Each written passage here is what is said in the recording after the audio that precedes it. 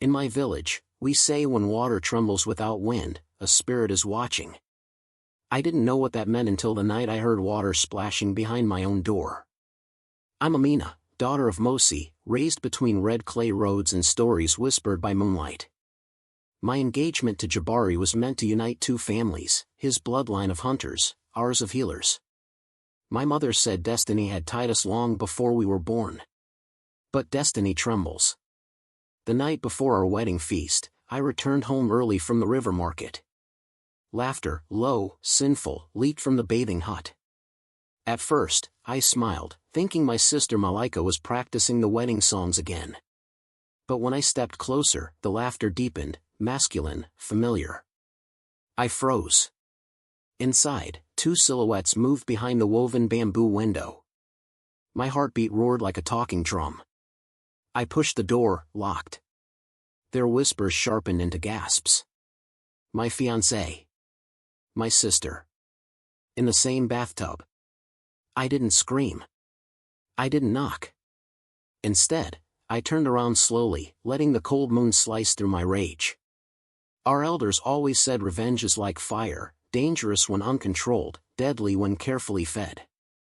So I fed it. I locked the outer wooden latch from the outside, trapping them in the hut. Then I walked away, not to destroy the wedding, but to change the entire plan they thought I didn't know. Tomorrow, the ancestors would speak. In our culture, betrayal is not a simple wound, it is a curse that echoes through 7 generations. I spent the night sitting under the baobab tree, listening to the wind coil through its ancient branches. My grandmother once told me, when you are wronged, speak to the roots, they have heard every human story. So I spoke. Tears never fell. Instead, the baobab answered with silence, heavy silence, telling me I already knew what needed to be done. At dawn, the village women arrived to prepare my bridal henna. But henna that day had a different purpose. With every stroke, every swirl, I carved symbols of awakening, marks only healers understood. Marks that revealed truth. Marks that exposed lies. By noon, the wedding drums began. Guests gathered, wearing bright kite-inch prints and kaur necklaces. Malaika appeared last, her hair braided with gold, smiling like she had not spent the night committing a sin. Jabari followed, his hunter's cloak swaying proudly. They thought I knew nothing. But African tales are not about blind brides.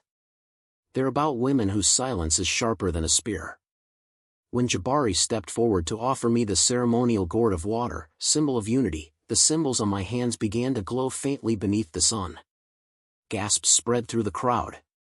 My plan had begun, and neither of them realized the ancestors had already placed judgment upon their skin. Everyone leaned in to witness the sacred moment, when the bride drinks the water first, confirming trust. I lifted the gourd. But before my lips touched it, I whispered the ancient phrase my grandmother taught me.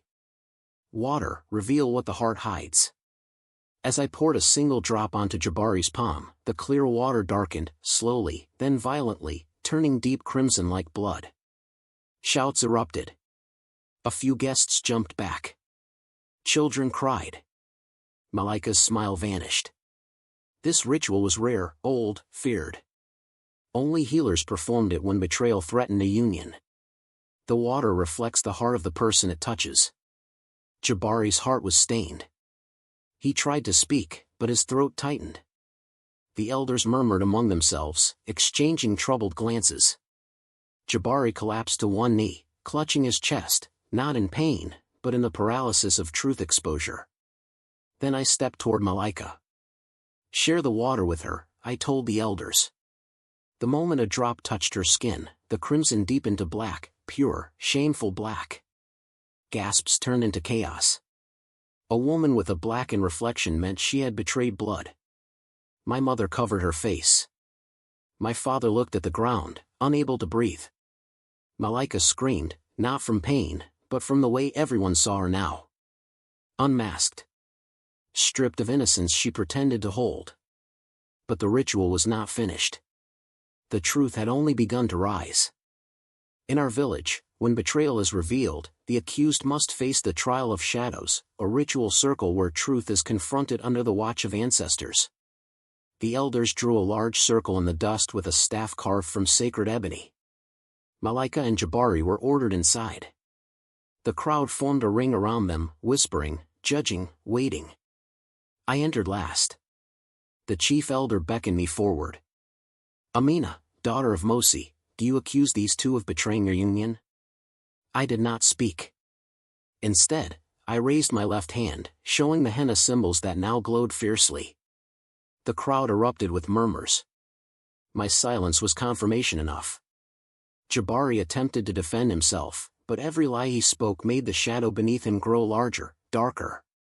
Malika swore she was innocent, yet her shadow twisted unnaturally, revealing the truth. Finally, the elders turned to me. What justice do you request? I took a deep breath. Not exile. Not punishment. I request truth, fully spoken before the ancestors. A hush fell. Truth-speaking was dangerous. It forced the betrayer to confess everything, no matter how ugly. Jabari's voice cracked first. He admitted they had been meeting secretly for months. Malika confessed she envied my place as the eldest daughter and wanted the future that was meant for me. Their words sliced the air. The ancestors had heard. Now it was my turn. All eyes turned to me, not in pity, but in fear. A betrayed woman in African tales is never just a victim. She becomes the storm the ancestors ride upon. I stepped outside the circle and pointed toward Cato, the quiet, humble craftsman who had always respected me, always helped my family, always watched from the shadows with sincerity in his eyes. He stepped forward in shock. I announced. I choose him. Gasps tore through the crowd. Some clapped. Some whispered. Jabari's face crumpled as if struck by a spear. Malika stumbled backward, clutching her chest. Our traditions allowed a bride to replace her groom before vows were sealed. The elders nodded slowly, understanding my intention. Revenge was not abandonment, it was redirection. Cato bowed, trembling.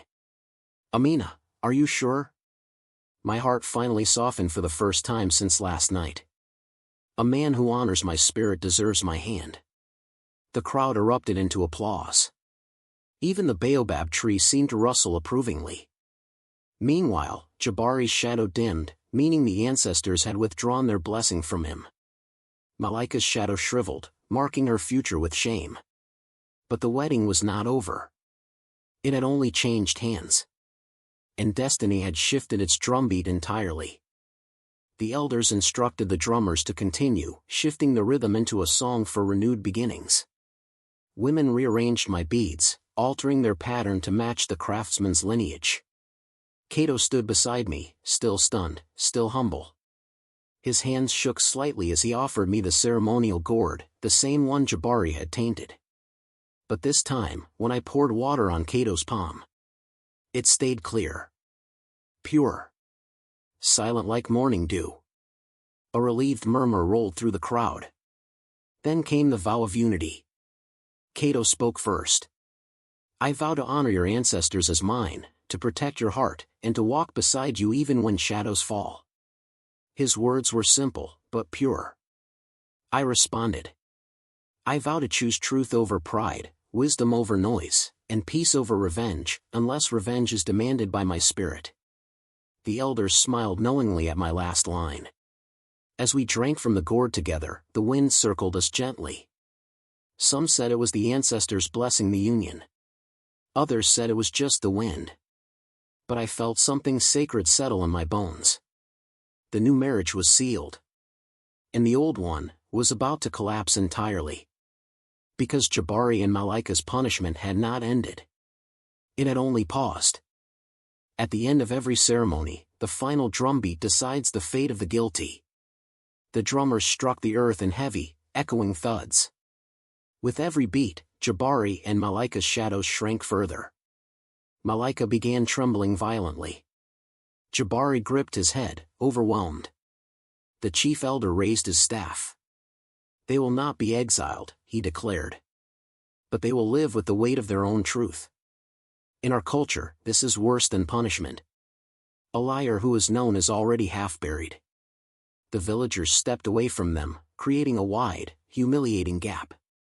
No one wanted to stand near the cursed shadows. Even Malika's closest friends looked away. My mother cried, not for me, but for the daughter who had shattered herself. My father placed his hand on my shoulder. The ancestors walk with you now. As Cato and I prepared to leave for the blessing feast, Jabari staggered toward me, begging for forgiveness. But every step he took made the ground beneath him tremble faintly, another sign of ancestral rejection. I didn't speak to him. Silence is the sharpest blade. Malika fell to her knees, whispering apologies I no longer needed. The drums stopped. Their fate was sealed. That night, under the lanterns and fireflies, our village celebrated, not my revenge, but my rebirth. Cato held my hand gently, as if afraid I would disappear. Elders danced. Children played. Women sang songs of resilience, weaving my name into their rhythms. Amina, who chose truth. Amina, who broke betrayal without bloodshed. Amina, who walked with the ancestors. In African tales, justice rarely arrives with swords. It arrives with clarity. With truth revealed in daylight where no shadow can hide. Days later, Jabari left the village quietly, unable to bear the shame. Malika stayed, but she wilted under the weight of her exposed heart. Our relationship changed forever, not broken, but stripped to honesty. As for me, I learned the story I truly belong to. A woman's worth is not determined by who she marries, but by how she rises when her world collapses. Cato and I built a quiet life, one carved from respect rather than performance. Under the baobab tree where I once cried, we later planted a small garden, each seed a reminder that betrayal does not end a life, it redirects it. And whenever the wind rustles the leaves, I hear my grandmother's whisper. Fire destroys when wild, but when guided, it lights the path.